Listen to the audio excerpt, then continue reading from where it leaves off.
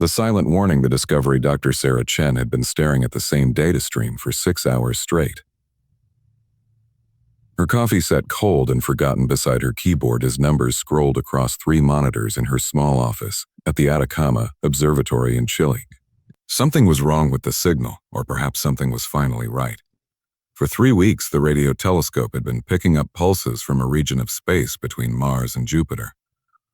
The pattern was too regular to be natural, too complex to be a coincidence.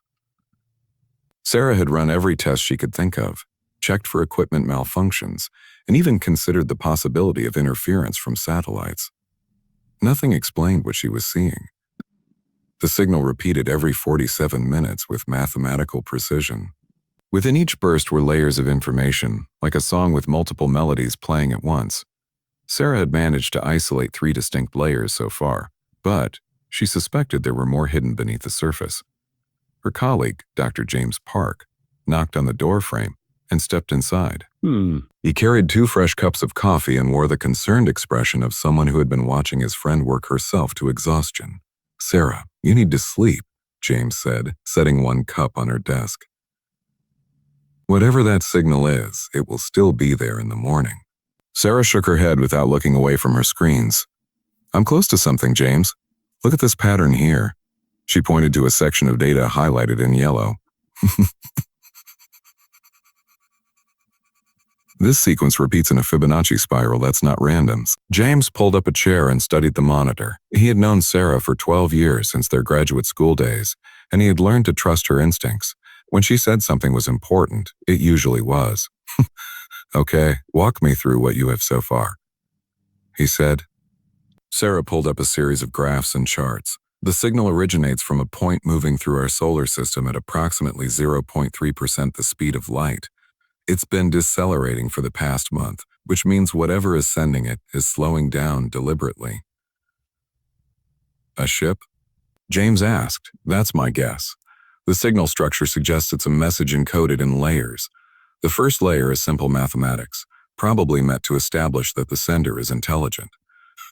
The second layer contains what looks like star charts showing our local galactic region. And the third layer," Sarah's fingers flew across her keyboard, pulling up a visualization that made James lean forward in his chair. "The third layer is a warning." The screen showed a 3-dimensional map of nearby star systems. Most were marked in blue, but several had turned red over what appeared to be a timeline spanning decades. The red systems formed a pattern, spreading like a disease from one region of space toward Earth's location. "What am I looking at?" James whispered. "Conquest," Sarah replied. "Or destruction. Maybe both. Whatever turned those systems red is moving in a pattern, systematically covering entire sectors of space. And James, the trajectory leads directly toward Earth." The message decoded Sarah and James worked through the night, calling in favors from colleagues around the world. By morning, they had assembled a team of 12 experts in linguistics, mathematics, and cryptography, all working remotely to decode the alien message. The breakthrough came from Dr. Yuki Tanaka in Tokyo. She had been analyzing the signal's temporal structure and discovered that the pauses between pulses contained additional information. When she mapped those pauses against known chemical elements, a picture emerged. The message was a warning about a species called the Kashari. According to the decoded information, the Kashari Empire had been expanding across the galaxy for over 300 years. They were conquerors who offered other species a simple choice: submit to Kashari rule or face complete destruction.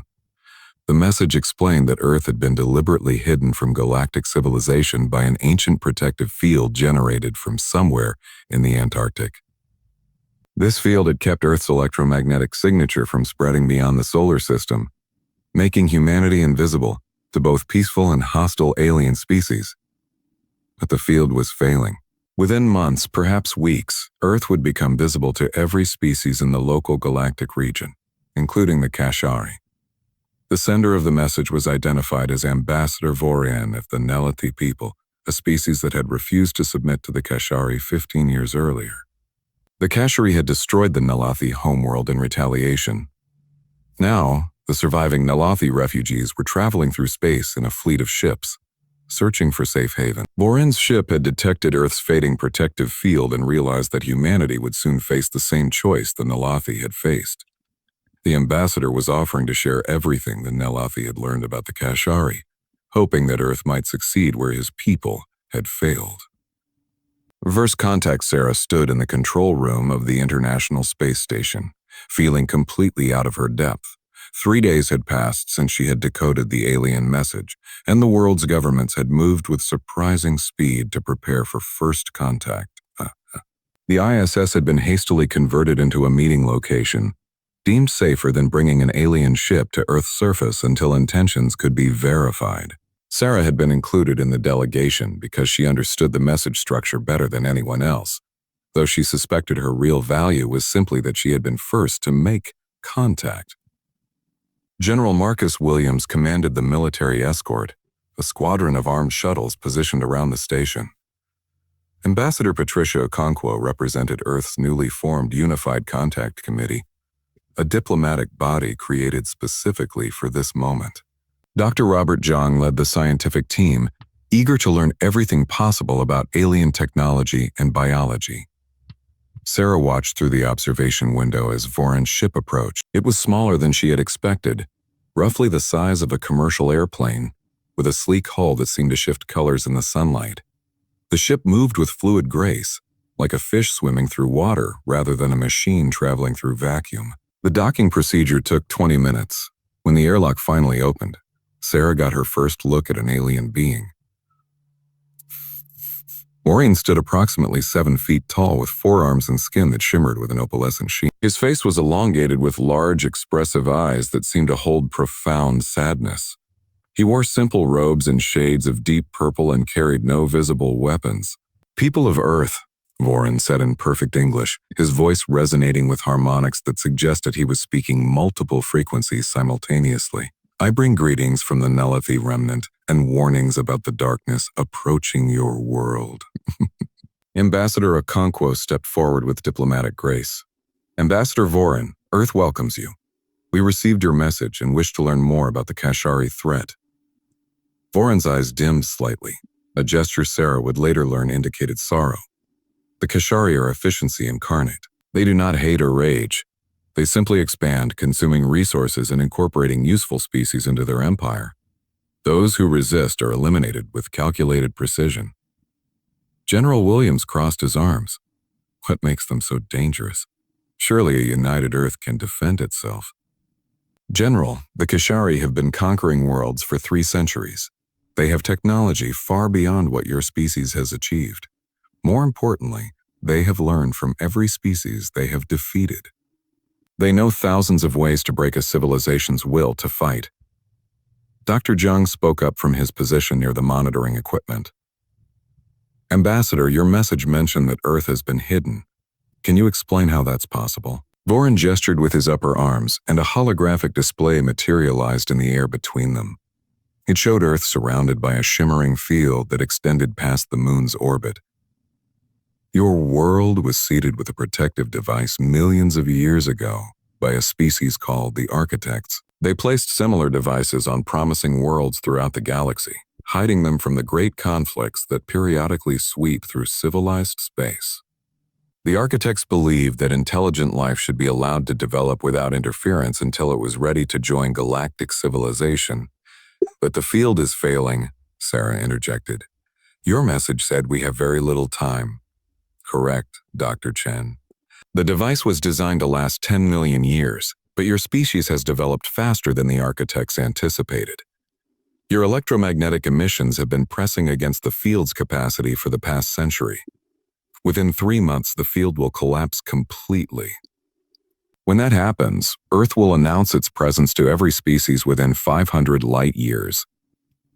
The room fell silent as everyone absorbed the implications. Humanity had always wondered if they were alone in the universe.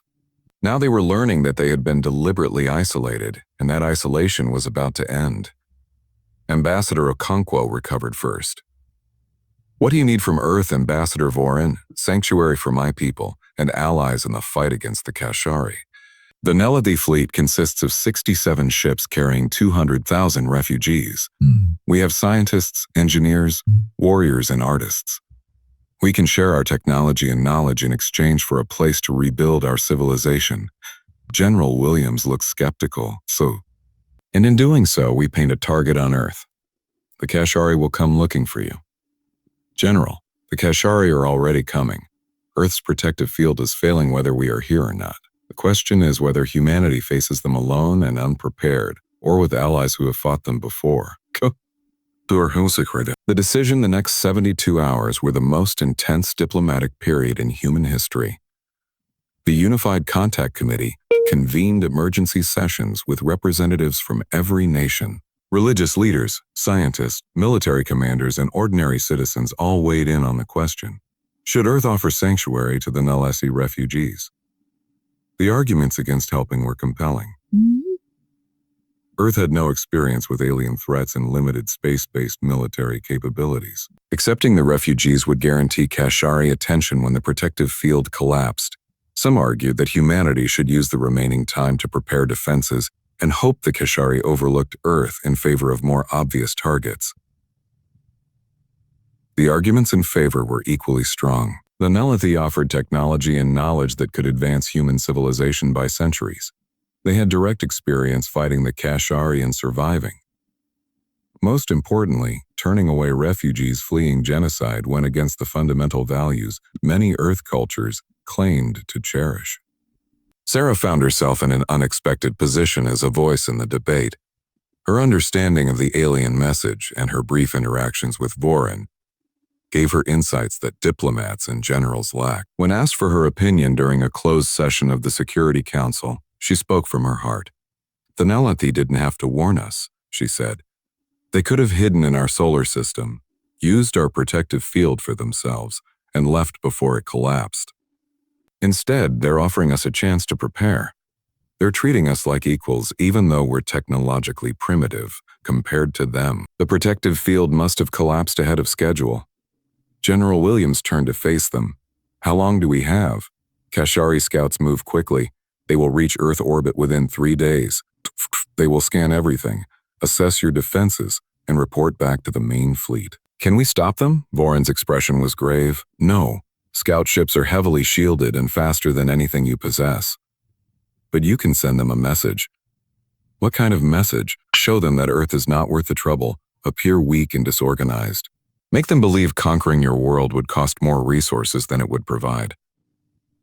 The Kashari are efficient above all else.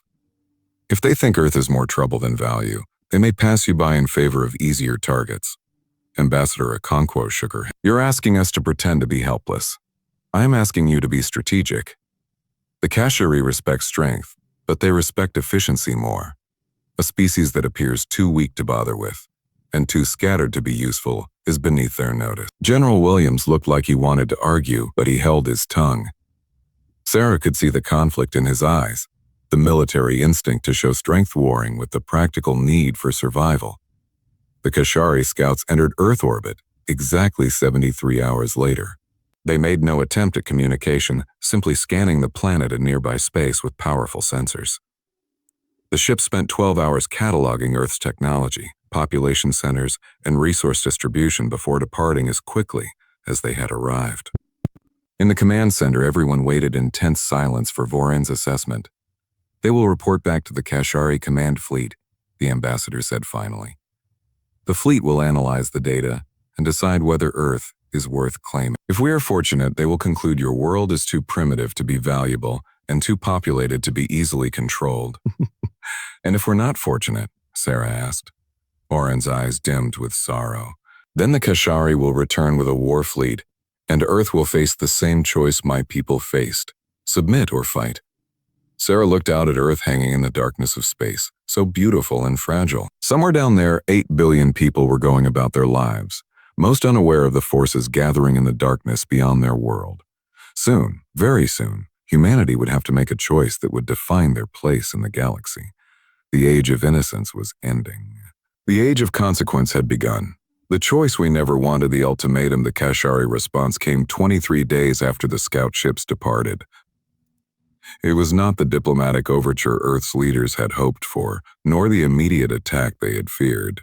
Instead, a single Kashari vessel appeared at the edge of the solar system and transmitted a message in 37 Earth languages simultaneously. Sarah listened to the broadcast from the ISS command center, her stomach turning as the artificial voice delivered its ultimatum with emotionless precision. Attention, inhabitants of planet designation Earth 3847. You have been classified as a developing species within Kashari Expansion, Zone 7. You are hereby offered integration into the Kashari Empire under the following terms.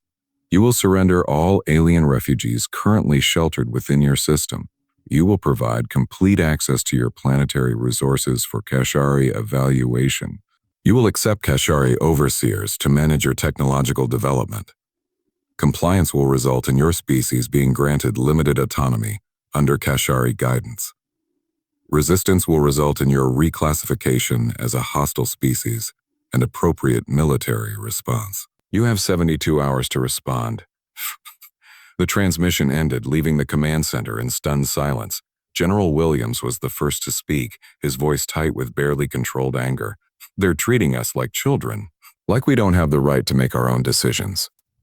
Ambassador Okonkwo stared at the screen where the message had played. What happens if we ignore them? Foreign, who had been standing quietly in the corner, stepped forward. The Kashari do not make empty threats. If you do not respond, they will interpret silence as resistance. The war fleet will arrive within 2 weeks. And if we comply, asked Dr. Zhang, what does limited autonomy actually mean? It means the Kashari will control every aspect of your society that matters. Your military, your technology, your resource extraction, your reproduction rates. You will be allowed to maintain your culture and basic freedoms only as long as they do not interfere with Kashari efficiency. Species under Kashari rule do not grow. Hey, Sarah. Because Sarah felt a cold rage building in her chest. She had spent her life searching the stars for signs of intelligent life, imagining first contact as a moment of wonder and possibility. This was nothing like those dreams. This was tyranny dressed in the language of order. There has to be another option, she said. We can't just surrender, but we're not ready for war. What did the Nelathi do when they received this ultimatum? Foreign's eyes dimmed. We fought. Immediately and with all our strength. It was a mistake. The Kashari had given us the ultimatum specifically to gauge our response. When we attacked their messenger ship, we told them everything they needed to know about our military capabilities. They designed their invasion strategy to counter every tactic we revealed in that first engagement. So we shouldn't fight? General Williams asked. I did not say that. I said we fought stupidly. We let pride and anger guide our actions instead of strategy. Your species has an advantage we did not have. You have time to prepare and you have allies who learn from our mistakes. Ambassador Okonkwo straightened in her chair, and Sarah recognized the expression on her face. It was the look of someone making a difficult decision that would change everything. General Williams, I want every military installation on full alert, but no aggressive actions. Dr. Zhang, coordinate with the Nelathi scientific teams. I want to know everything we can learn about Kashari technology in the next 72 hours, and someone get me a secure line to every world leader. We need to present a unified response. What kind of response? Sarah asked. The kind that buys us time. We're going to negotiate. The negotiation Earth's response to the Kashari ultimatum was carefully crafted over 60 hours of intense debate. Ambassador Okonkwo led a team of diplomats, military strategists, and cultural experts in composing a message that would appear cooperative without actually surrendering anything of value. The response acknowledged the Kashari message, expressed Earth's desire for peaceful relations, and requested clarification on several points of the ultimatum. It was deliberately bureaucratic and procedural, the kind of response that suggested Earth's leaders were seriously considering compliance, but needed time to navigate their complex political systems. The Kashari reply came within 3 hours, and its tone revealed something important. They were willing to negotiate. Over the next week, Earth and the Kashari Empire engaged in a dialogue that both sides knew was primarily about gathering information. The Kashari wanted to understand Earth's decision-making processes, technological capabilities, and social cohesion.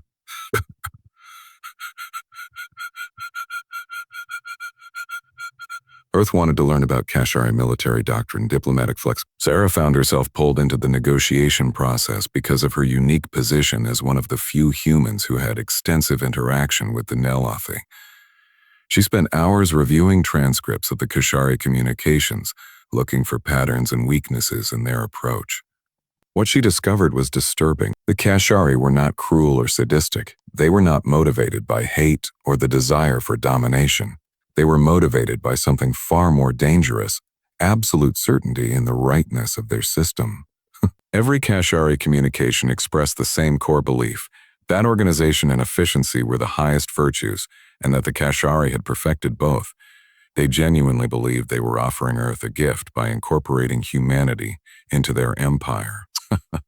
Resistance was not seen as courage, but as irrationality, a temporary madness that would be cured once Earth understood the benefits of Kashari order.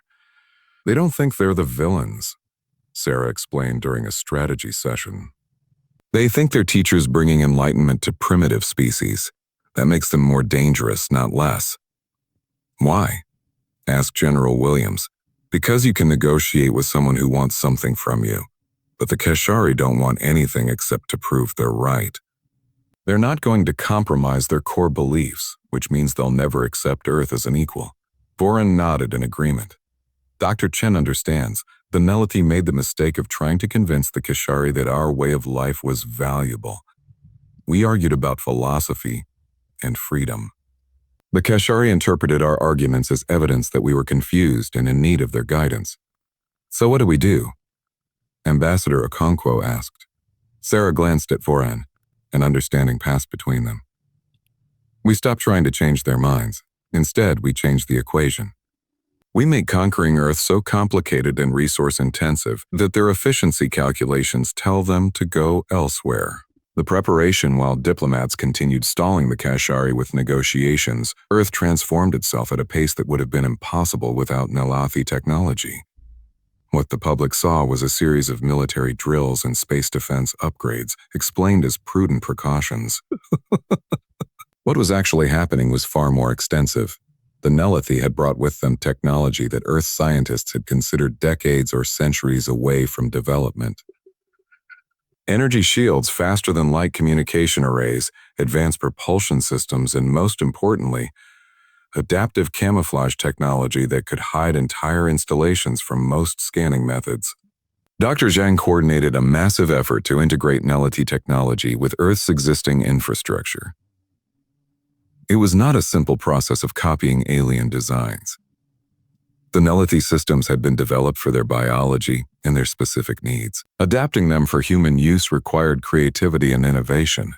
Sarah worked with a team of engineers on one of the most ambitious projects, retrofitting Earth's satellite network to include Nelothi sensor technology.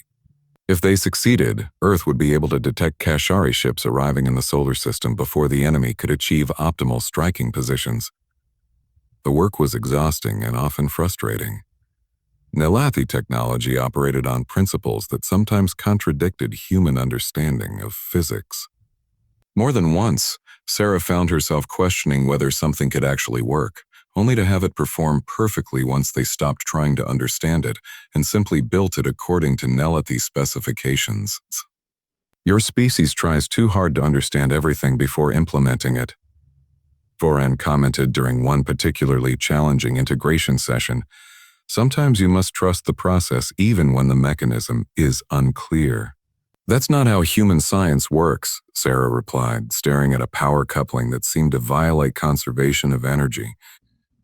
We need to understand cause and effect. Because you are young and still believe the universe follows rules you can comprehend.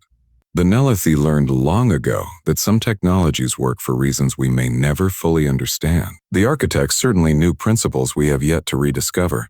Sarah activated the coupling despite her doubts, and it worked exactly as the Nelothi specifications promised. The experience left her wondering how much of human scientific advancement had been limited by the insistence on understanding everything before using it. As Earth's defenses grew stronger, General Williams reorganized the military forces into a new structure designed specifically to counter Kashari tactics. Traditional military hierarchy was too rigid, too predictable. The Kashari had centuries of experience defeating organized military resistance. Instead, Williams created a distributed command system where individual units could operate independently while maintaining coordination through the Nelithy communication network. Each unit was trained in multiple tactics and given authority to adapt strategies on the fly. The goal was to create unpredictability, the one thing the Kashari efficiency calculations could not easily account for. 3 weeks after the initial ultimatum, Earth transmitted a final response to the Kashari Empire. The message was brief. Earth declines your offer of integration. We wish to remain independent and request that the Kashari Empire respect our sovereignty. The response from the Kashari came within an hour. Your choice is illogical, but acknowledged. Reclassification to hostile species confirmed. Military correction will commence in 14 days. The attack the Kashari war fleet arrived exactly on schedule, emerging from faster-than-light travel at the edge of the solar system with mathematical precision. 27 ships in a perfect geometric formation, each one bristling with weapons that could reduce a city to ash in seconds. General Williams watched the fleet approach from the command center, his face calm despite the stakes. Geeks. All units hold positions. Do not engage until they enter the designated zones. Repeat, hold your fire. The Kashari fleet moved toward Earth with the confident pace of an enemy that had never lost a battle. They had fought hundreds of species, defeated thousands of defensive strategies, and incorporated the best tactics of each conquered civilization into their doctrine. They expected Earth to follow the same pattern every other species had followed, a desperate defense that would collapse within hours or days. They were wrong. The first indication that something was different came when the Kashari fleet reached Jupiter's orbit and attempted to scan Earth's defense positions. Their sensors returned confused data, showing military installations that flickered in and out of existence, power signatures that moved impossibly fast, and weapon emplacements that appeared to be in multiple locations simultaneously. The adaptive camouflage technology was working. Earth's defenses were there, but the Kashari could not get a clear reading on their positions or capabilities. The Kashari admiral, commanding from the fleet's central battleship, made the logical decision to test Earth's defenses with a limited strike. Destroyers broke from the main formation and accelerated toward Earth, targeting the lunar military installations that intelligence had identified as key defensive positions. The destroyers never reached their targets. As they passed Mars, Earth's retrofitted satellite network activated. Hundreds of platforms that had appeared to be simple communication satellites revealed themselves as weapon systems. The satellites did not fire directly at the Kashari ships. That would have been predictable. Instead, they created a web of intersecting energy fields that disrupted the destroyers' propulsion systems. The Kashari ships tumbled out of control, their pilots struggling to regain maneuvering capability. Before they could recover, human fighters emerged from hidden positions throughout the asteroid belt. The fighters used hit-and-run tactics, striking fast and withdrawing before the Kashari could effectively return fire. It was not the decisive military confrontation the Kashari had expected. It was frustrating, inefficient, and deeply annoying. Admiral Schechter of the Kashari fleet reviewed the engagement data with growing irritation. The humans had not fought with honor or according to standard military doctrine. They had used tricks and deception, refusing to engage in the kind of direct combat that Kashari tactics were designed to dominate. Increase fleet velocity, Schechter commanded. We will overwhelm their defenses with superior numbers and firepower. The fleet accelerated toward Earth, but the closer they came, the more problems they encountered. Mines disguised as space debris detonated near their ships, not causing significant damage but forcing constant course corrections. Communication jamming made fleet coordination difficult. False sensor readings suggested Earth had more ships than intelligence had predicted. The Kashari began to realize they were not facing a conventional military force. They were facing something that refused to fight by any recognizable rules. The truth revealed the decisive moment came when the Kashari fleet reached the moon's orbit and prepared for the final assault on Earth itself. Admiral Schechter ordered all ships to target population centers simultaneously, intending to demonstrate overwhelming force and break Earth's will to resist. The weapons charged, the targeting systems locked on, and every human watching from Earth held their breath. Then something unexpected happened. Nothing. The weapons fired, but the destructive energy beams dissipated harmlessly against barriers that had not been there a moment before. Earth was protected by a planetary shield that the Kashari sensors had not detected because it had not been active. The Nelathi had taught humans to hide their most powerful defenses until the critical moment. But it was what happened next that truly shocked the Kashari fleet. Every Kashari ship simultaneously lost power, not catastrophically. The life support and essential systems remained functional, but weapons, shields, engines, and communications all went offline. The mighty war fleet hung helpless in space, unable to fight, unable to flee, unable even to call for reinforcements. Ambassador Okonkwo's voice was broadcast across every Kashari ship in their own language. Admiral Jector, this is Ambassador Okonkwo of Earth. We need to talk. In the flagship's command center, Admiral Jector stared at the communication panel in disbelief. How did you penetrate our systems? Our security protocols are impenetrable. They were, Okonkwo replied, until you scanned our planet and absorbed data from our networks. You didn't realize that we had hidden a specialized program in that data. Program designed by the Nelathi, specifically to exploit a backdoor in Kashari operating system, the same backdoor that has existed in your technology for centuries, left there by an ancient species you conquered and incorporated into your empire so long ago that you forgot they had ever been independent. Sarah watched the exchange from the command center, feeling a mixture of triumph and sadness. The plan had worked. The Nelathi had known about the Kashari vulnerability for years, discovered through painful experience and desperate research. But they had never been able to exploit it because the Kashari had learned to be cautious around Nelathi technology. Earth, however, was new. The Kashari had scanned Earth's systems without hesitation, never suspecting that humanity had been given a weapon specifically designed to turn the Kashari's own efficiency against them. You could destroy us, Admiral Jector said, his voice containing an emotion Sarah had never heard in Kashari communications before. Uncertainty. Why have you not fired? Because Earth doesn't want to destroy you, Okonkwo replied. We want you to leave us alone. We want to live in peace, develop our civilization at our own pace, and help our friends the Nelathi rebuild their lives. We will return control of your ships on one condition. You return to Kashari space and report that Earth is not worth conquering. The Empire does not accept defeat. This is not defeat, Admiral. This is a recalculation. Your efficiency models value resource gain versus resource expenditure, correct? Well, consider the new data. Earth has allies with centuries of experience fighting you. We have access to technology you did not know we possessed. Most importantly, we have proven that we will not fight the way you expect. Every battle with Earth will be unpredictable, frustrating, and costly. Sarah could almost hear the calculations running through Admiral Jector's mind. The Kashari were conquerors, but they were logical conquerors. They had built their empire by choosing battles they could win efficiently. A prolonged conflict with an enemy that refused to fight conventionally was exactly the kind of inefficiency they avoided. You want us to simply leave? Jector asked. We want you to respect our sovereignty. In return, we will not share the knowledge of your security vulnerability with other species. The backdoor in your systems remains secret, known only to Earth and the Nelathi. That gives you time to patch the vulnerability before anyone else can exploit it.